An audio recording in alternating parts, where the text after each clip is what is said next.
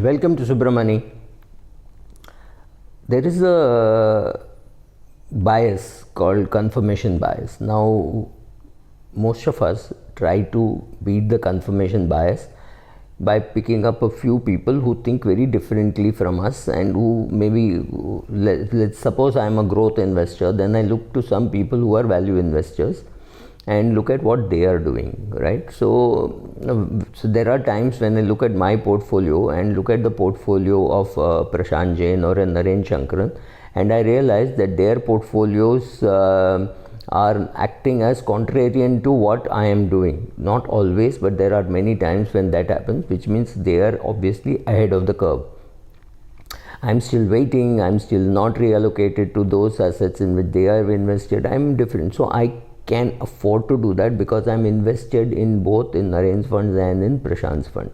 Not much, but yes, I have some investment there. And there are other fund managers also whom I track, especially for mid cap and small cap, and I look at their portfolios also. There are times when I'm buying some shares which they are actually selling, and there are times when I'm holding on to my share and I'm not selling, and I find that they are selling. So there are times, for me, these are all signals which I look at and don't always act upon it, right? For example, if I don't like the portfolio of HDFC Top 100 or iPro Discovery, or I don't go and redeem from those funds. For me, it is just a learning as to what is happening, because one way to control your contrarian thinking, or to not be worried about confirmation bias, is to look at these guys and say, oh, these are good fund managers anyway, so it doesn't matter. There are times when they contradict each other, because there have been times when Naren has bought HDFC Bank and Prashant has bought ICICI Bank.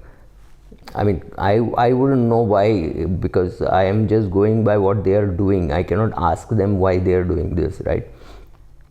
So to me, it's a signal. Anyway, I have HDFC Bank in my portfolio. I have ICICI Bank, especially through these fund houses. No, not directly, though I have ICICI Direct. The question is, where do you stop? Because for everything that you do, there is somebody who is doing the opposite. Therefore, there is a market. So does everybody think? Yes, everybody thinks. So somebody is thinking, oh, markets are at new lows, so we should be buying. And there is somebody who thinks, oh, the market is at new lows, there's a new bear market coming, so we should sell. One thing which low brokerage, what I would broadly call Robinhood, has done is it has thrown in a lot more people, right? So do I need to call this wisdom of the crowds? I do not know. It could even be an echo chamber. They could all be part of some Reddit group, and all of them could be doing similar things. There could be big groups in Reddit doing the same thing. And you saw what happened in US with 2-3 companies being taken to the cleaners, or 2 hedge funds completely wiped out, simply because they kept on hammering a share. Look, there is a price at which a share will turn around.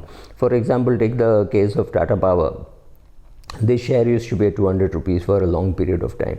Then they made some mistakes, and then the price came down. Then it stayed at 80 for a very long period of time, and then they started hammering. It went out of the index, so it became 30 rupees. At 30 rupees, if we had gone and sold a Tata Group share in utility, in a group, paying 5% dividend yield, 5% was the dividend yield that I was getting when Tata Power was at 30 rupees. So even at 60, you're getting 2.5% dividend yield, not bad at all, considering that interest rates are 5%, 4%. 2.5% dividend yield at 60 rupees is not bad. Even at 80, 90 rupees, the dividend yield itself meant that's a good share, and now it is at 105. Right? So these things happen. You look at data and then you say, okay, this is overdone, or things like that. How to collect, what to see, that's the skill. You keep looking at a lot of data. Understand that the people who are dealing is also changing. The people who are buying is changing. There were people, if you take the 1970s, where they meant short term meant 2-3 years.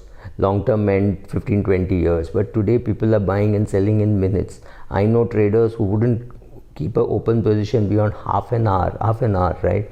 So with so many players coming and so many things happening, whom do you turn to as your best contrarian? You don't know, because you don't even know whether they're buying, whether they're selling, right? It makes it very difficult to think that you will be able to get enough data to the contrarian view of what you are doing. So there is buying happening. When a price falls below a particular price, there is a lot of money rushing in. There are a lot of TV channels which keep telling you, oh, this is down 20%, it's a great time to be buying. I know many people who have been calling and asking, is it good time to buy gold? It is down 20%. But do you realize it went up 100%? It was at 30,000 not very long back, and it went to 55,000. So can it come back to 45,000 and then stabilize? I don't know, right? So these things can happen. It can even come down to 38,000 if there is not enough uncertainty in the world. But yes, little bit of bombing start, and no US president can stay without bombing for more than a year. Trump was an exception. So some bombing somewhere will happen, which will take oil prices to $110, and that's the time when you might find gold going up, or some cryptocurrency. Let one cryptocurrency fail, again you might find gold going up. So you never know when to buy, because there is just not too much noise in the market. You do not know what to take and what to keep. And so, but there is one thing that you think everyone thinks, but you also do not know how many of them are in their own echo chamber. That is the bigger worry. It is not that each guy is thinking independently. He's thinking independently for a minute, then he's going to a Reddit group, or he's going to a Facebook group, or he's going to some YouTube channel which says this is a great time to be buying, and so, or a great time to be selling. So he changes his views, right? We all do. We all, when we get information which is different, we change our views. So this happens. So the question is, you don't even know who is contrarian, who is thinking like a contrarian to you, because you think you're a value investor and you find some growth investor buying the same set of shares, or you think you're a growth momentum chasing trader and you find some value investor buying the shares in which you are trading, right? So when you get so much of data and so much of information, some very correct and some ridiculously wrong, and enough buying happening at every level. The market goes dip, there is buying. Market goes dip and there is buying, right? So a bull market forces people to do things which are wrong, which are irrational. It forces you to forget risk, saying, so what if I'm buying, so is everybody. Look at mutual funds, they are booming. So much money is coming. SIP figures have not fallen. So that is happening. FIIs are buying, DIIs are buying, everybody is buying around me. Nobody can sell and make money as a free new investor. That requires some skill, and it takes a very long time for people to do that. So every guy who is coming in is a bull investor, and he has to have something to sell, right? He can't really be doing naked shorts. So which means the chances of the market going down are less than the chances of market going up. And this is exactly the statement which the market is waiting for. When I make a statement like this, the market is likely to go down. So I'm not saying market will go up or go down. I'm saying the signals that you get today are far more confusing than it was maybe 5 years back or 10 years back. Indian markets will also create fractional shares, which means 80,000 Robinhood investors will go and buy a fraction of MRF, or 30,000 investors or traders, whatever you want to call them, will buy a fraction of Shree Cement.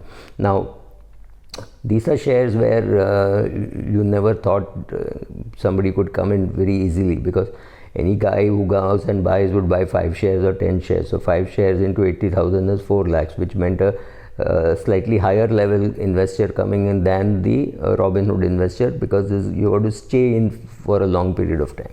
Trading maybe they can do, but to take stock and to take delivery and hold on for maybe 2 years, 3 years, 5 years may not be their cup of tea. But then they can all come in and trade. So you will find more standard deviation in Shree Cement and MRF.